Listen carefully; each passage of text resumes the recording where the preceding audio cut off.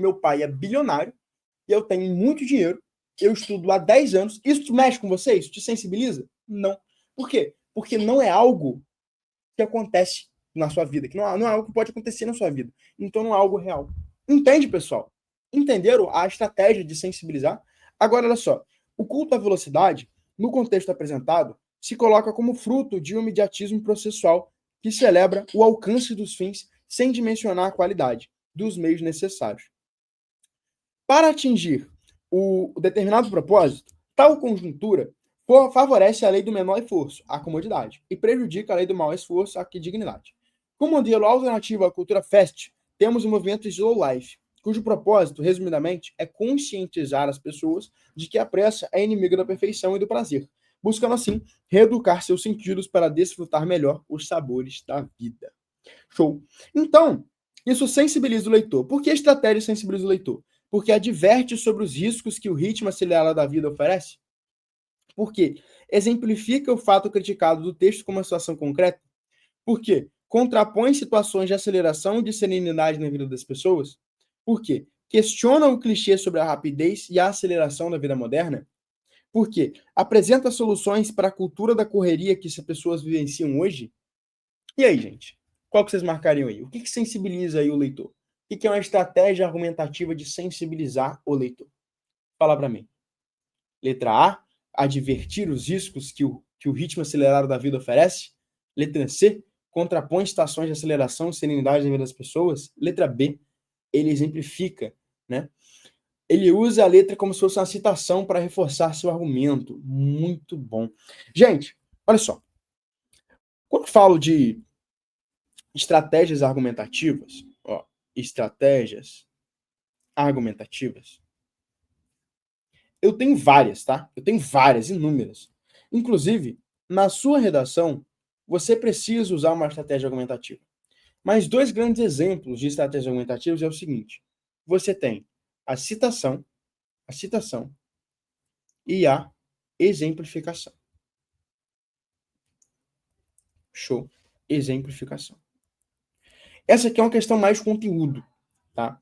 Olha só. Quando eu falo assim, gente, a água tá sem som, gente? Tá sem som para vocês? Sérgio falou que tá sem som. A água, ela é azul escuro. A água, ela é azul escuro, tá? Isso te convence? Não. Agora, você fala assim, segundo os pesquisadores de Harvard, a água é azul escuro. Isso te convence. Por que isso te convence? Porque eu citei alguém exterior. Entende? Então, isso dá embasamento para a minha afirmação. Outra coisa, exemplificação. Gente, a prova de linguagens é difícil. Tá, é minha opinião. Agora, gente, a prova de linguagens é difícil porque, por exemplo, há 10 anos ninguém gabarita ela. Não embasou o que eu falei? Não embasou anteriormente o que eu havia dito? Se embasou o que eu havia dito anteriormente, então é uma estratégia argumentativa. Isso te convenceu, isso te sensibilizou. Show? Então, ele advertir sobre os riscos que o ritmo acelerado da vida oferece. Ele adverte os riscos? Cadê? Beleza, favorece a lei do menor esforço, tá? Não adverte o risco, não, gente. Não adverte. O que seria advertir o risco? Se você continuar vivendo assim, você vai ter isso. Por exemplo, se você não fazer exercício físico, você vai ter problema de hipertensão, você vai ter problema de obesidade, você vai ter problema de depressão, que vai ter mais chance de ter depressão. Então, isso é uma estratégia argumentativa, aí sim, de advertir sobre os riscos de permanecer sem fazer exercício físico. Só que ele faz isso no texto? Não. Não faz isso no texto. Ele não adverte você, olha, se você viver assim, vai acontecer isso. Ele não adverte isso. Então eu não posso marcar a letra A. Show? Agora, ele exemplifica o fato criticado no texto com uma situação concreta? Sim. Olha só, gente. A conversa, trata-se da história dos dois sujeitos. Olha o que ele fala. Desacelerar é preciso. Acelerar não é preciso.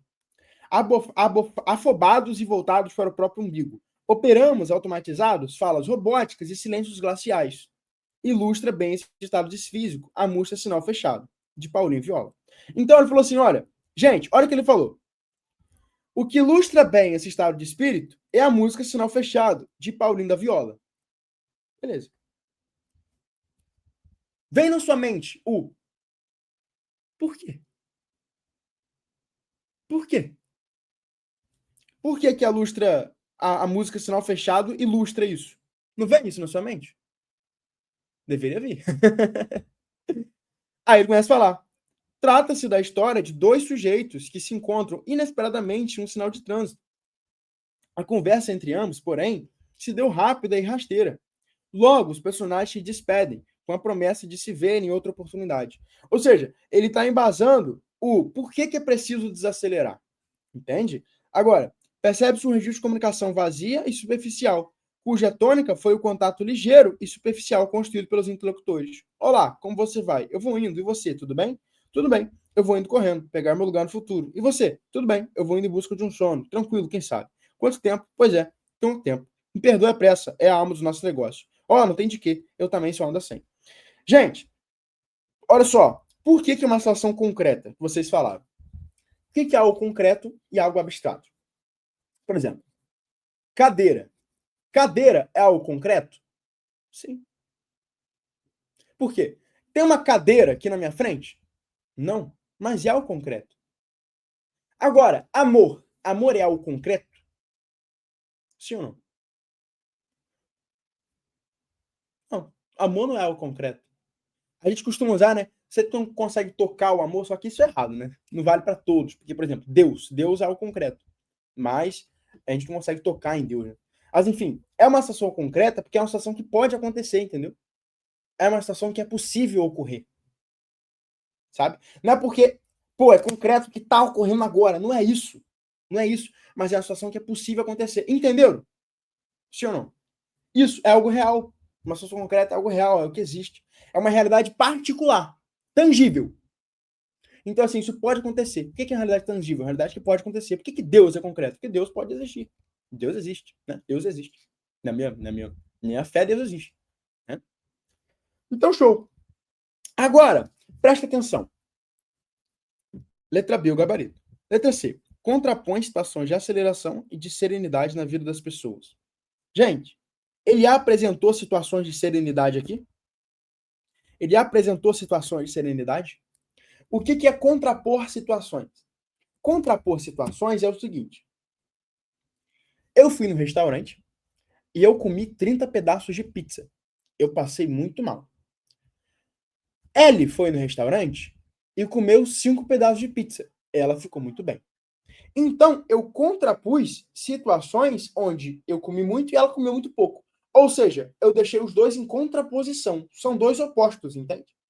Ele não deu o exemplo de situação de serenidade. Ele deu o exemplo de situação de aceleração, mas não de serenidade. Então, não há essa contraposição de situações de aceleração e serenidade. Nem na aula de linguagem tem paz, né, L? Nem na aula de linguagem tem paz. Na aula de matemática, gente, então a gente tem o L, L raiz de 2. Agora na aula de linguagem também não tem chance, não tem paz, não. Beleza? Então, olha só. Questiona o clichê sobre a rapidez e a aceleração da vida moderna. Não, ele não questiona o clichê aqui. Ele apresenta, né? Que a gente não pode fazer isso, mas ele não fala que isso é um clichê, não está questionando isso. Apresenta soluções para a cultura da correria que as pessoas vivenciam hoje. Bom, é uma estratégia argumentativa para sensibilizar, porque apresenta soluções para a cultura da correria que as pessoas vivenciam hoje. Gente, ele apresenta soluções? Olha, para você parar de ser assim, você tem que ser assim, assim, assim, assim, assim, assado. Ele não apresenta a solução. Ele debate sobre o tema, mas não apresenta a solução. Show? Por isso que a letra B é o gabarito. Tá? Então, assim, pessoal, chegamos agora em um texto da prova, né? Um texto da prova. E eu queria falar uma coisa com vocês, cara. Vocês estão gostando dessa resolução? Fazendo bem aprofundado, tá? Pô, de verdade, essa resolução, cara, eu não tenho medo de falar, que é uma das melhores resoluções de linguagem que posso fazer para vocês. Porque assim, eu posso muito bem vir aqui, galera, e resolver marcar certo e passar para a próxima. Então, assim, vir e explicar cada ponto de cada alternativa, aí, galera, é difícil de encontrar. Então, assim, pô, se você quer vir ficar aprofundando com a gente, vambora, vamos junto. Tá, vamos junto. Vamos lá. Questão 17. O texto atribui o enfraquecimento do mito da democracia racial no futebol a... Então, olha só. Primeiro, o que é um mito? Mito é um conjunto de crenças, né, que um povo pode ter. Por exemplo, mitologia grega, né? Mitologia grega. Olha, um deus grego pode ser um mito, pode ser considerado um mito. Então, assim, ele está enfraquecendo o mito da democracia racial. Então, significa que a democracia racial não é verdade. Ela é um mito. Então, ele está enfraquecendo a democracia racial no futebol. A crença de que existe uma democracia racial no futebol. Tá? José, o que é democracia racial? Bom, o que é democracia? Democracia é um modelo de governo democrático onde todos os cidadãos participam, onde a gente tem direitos políticos de votar, de se eleger, a gente tem uma democracia, a gente pode participar, né? Democracia racial fala que todos, igualmente, têm o mesmo direito. Então, isso é democracia racial. Branco não é melhor do que negro, negro não é melhor do que branco. Só que o texto atribui que isso é um mito. Então, o que enfraquece esse mito da democracia racial? É isso que a gente vai procurar. A história do futebol brasileiro contém, ao longo de um século, registros de episódios racistas. Eis o paradoxo. Se, de um lado, a atividade futebolística era depreciada aos olhos da boa sociedade como profissão destinada aos pobres, negros e marginais, de outro, achava-se investida do poder de representar e projetar a nação em escala mundial. A Copa do Mundo no Brasil, em 1950, viria a se construir, nesse sentido, em uma rara oportunidade. Até agora, teve alguma coisa que enfraqueceu a crença do mito, pessoal? Até agora, teve alguma coisa que enfraqueceu a crença do mito? Eu tenho muito esse costume de, enquanto eu estou lendo o texto, eu vou pensando, pô, será que o que eu li até agora responde ao enunciado? Bom, até agora eu não vi nada que enfraqueça o mito de democracia racial. Beleza. Contudo, na decisão contra o Uruguai, sobreveio o inesperado revés. As crônicas esportivas elegiam um goleiro Barbosa e o defensor Bigode como bodes expiatórios, descarregando nas costas dos jogadores os prejuízos da derrota. Uma chibata moral, eis a sentença proferida no Tribunal dos Brancos. Agora ele começou aqui, ó, a problematizar, né? Será que realmente existe isso? Só que ele ainda não enfraqueceu o mito da democracia racial, porque não teve ninguém que veio publicamente contestar esses atos. Então, o povo ainda tá tudo bem, eles só erraram mesmo, eles só são ruins. Só que, na verdade, porque eles são negros. Só que a população não sabe ainda. Nos anos de 1970, por não atender expectativas normativas suscitadas pelo estereótipo de bom negro, Paulo César Lima foi classificado como jogador problema. Tá? Ó, jogador problema. Por que jogador problema? Porque ele esboçava a revolta da chibata no futebol brasileiro. Gente, o que foi a revolta da chibata no futebol brasileiro? Agora, né, alunos do Renato têm que saber isso. Pessoal, o que foi a revolta da chibata? E aí? História não é minha área. Mas a revolta da chibata foi um movimento feito pelos escravos, né? Beleza? Foi um movimento feito pelos escravos a fim de se libertar, né? Foi isso. Então, a revolta da chibata no futebol brasileiro, aí ele começando a contestar. Então, pessoal, aqui, a gente começa o quê? O enfraquecimento da democracia racial. Por quê? Porque eles começaram a contestar. Pensa o seguinte, por que a escravidão ela foi enfraquecida? Porque houve resistência. Não é porque houve, por exemplo, agressão que a escravidão foi enfraquecida. A situação do goleiro Bigode, goleiro Barbosa e defensor Bigode é uma agressão à raça negra. Mas isso não significa que foi enfraquecido o mito da democracia racial. O mito da democracia racial só vem ser enfraquecido quando tem uma atitude que critica isso. Que expõe, olha, isso não é verdade.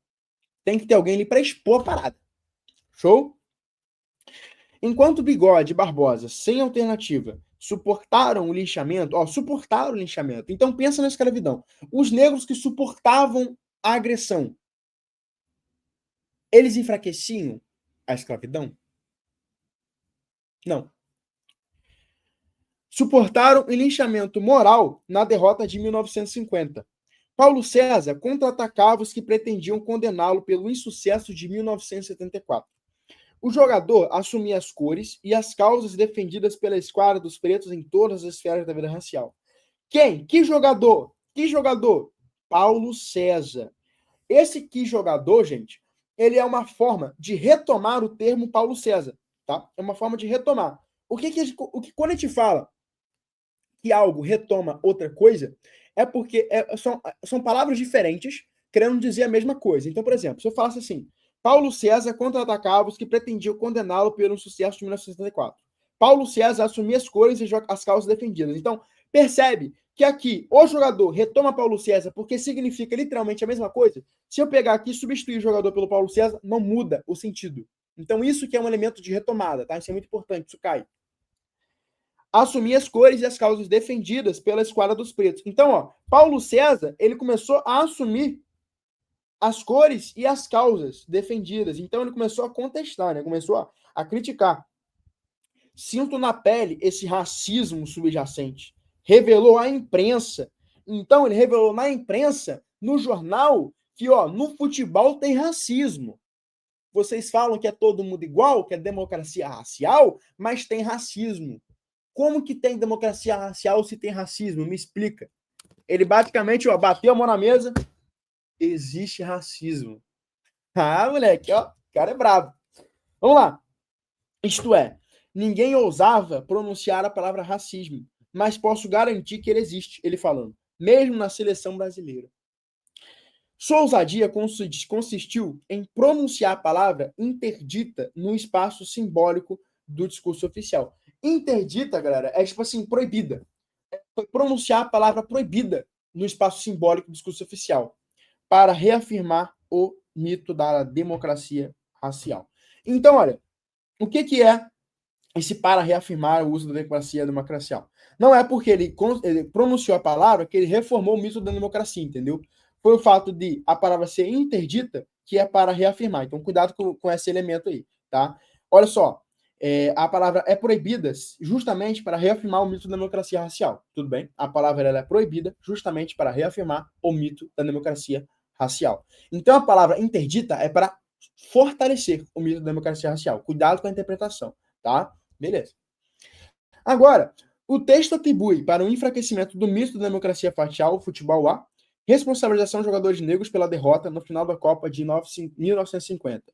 Gente, a responsabilização de jogadores negros contribui para enfraquecer o mito da democracia racial? Não contribui porque não expõe. Se não expõe, não enfraquece.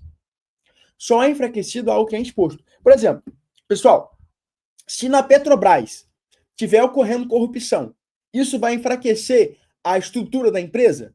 Não. Os acionistas continuarão investindo, tudo vai continuar ocorrendo normalmente. Agora, se isso for exposto, vai enfraquecer a empresa? Sim. A ação vai despencar. No caso da Petrobras é público, né? Mas a ação da Petrobras ia despencar. Por quê? Porque foi exposto. Entenderam a diferença entre botar a responsabilidade do jogador negro em expor o racismo? Show? Projeção da nação por um esporte antes destinado aos pobres. Não é isso que enfraquece o mito da democracia racial, não tem nada a ver com raça aqui, né? Depreciação de um esporte associado à marginalidade. Não, isso aqui tem nada a ver com raça, nada a ver com raça, e não enfraquece o mito da democracia racial, né? A galera ficou entre D e E, né? Quem não sabia o que era interdição, provavelmente marcou a letra E, né? Mas olha só, interdição é proibição. Então, o que enfraquece o mito da democracia racial é a proibição da palavra racismo no contexto esportivo? Não, na verdade isso fortalece. Eu não poder dizer que existe o racismo, isso fortalece o mito da democracia racial. E não enfraquece. Tá? Então a letra D é o contrário. Eu tenho certeza que quem marcou a D foi para esse finalzinho aqui, ó. Porque não sabia o que era interdição, né? Agora sabe. Não erra mais. Letra E. Atitude contestadora de um jogador problema. Galera, só começar um papo com vocês. Todo mundo entendeu? Só que antes de a gente ir para a próxima questão, eu queria explicar uma coisa para vocês. Linguagens. Muitas das vezes, a gente, parece que não tem muito sentido, né? A gente vê a resolução de linguagens. Porque, poxa, eu tô errando. Caraca, não consigo acertar. Na hora da prova eu vou errar também. Então por que eu tô perdendo meu tempo vendo isso daqui? Gente, agora, vocês, nessa etapa do campeonato, vocês têm que ser caçadores de erros.